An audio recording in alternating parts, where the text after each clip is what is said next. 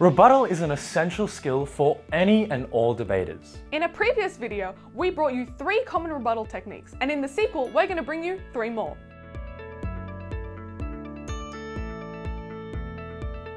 Hi everyone, I'm Wan Lin and this is Maela, and welcome back to our Conquering Debating video series. In today's video, we're going to take a look at how to break down an argument and rebut each of its core parts in 3 ways. Let's get started.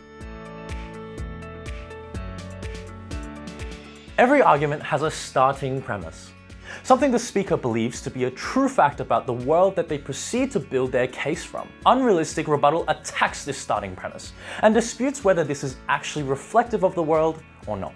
Let's take an example. In a debate about the environment, a speaker makes a starting premise of their argument that the world cares about climate change a lot and is taking lots of action to fix the problem, and then proceeds to run their argument on that assumption. This type of rebuttal would get in there and dispute the status quo, saying something like, it's unrealistic to suggest the world is taking climate change seriously. Lots of governments and corporations are lagging behind and not doing enough. You then have to provide reasons to support that. All arguments rely on logic to prove that you can get from premise to conclusion. The stronger the logic, the stronger the argument. With illogical rebuttal, you're trying to prove that the other side's argument doesn't actually make logical sense and doesn't flow from premise to conclusion. For example, if we stick with this environmental theme and say that a team makes an argument that businesses will happily pay more money in taxes because it helps the environment and all they care about is the social good. If you were to rebut this logic, you would say that it is illogical to think a business enjoys paying more money in tax. Businesses exist to make profit and will therefore protest this tax or raise the prices on consumers instead of actually fixing the environmental problem. That last part is important. You can't just say the other side is illogical. You have to show what you think is the more logical conclusion. The last part of an argument is the impact.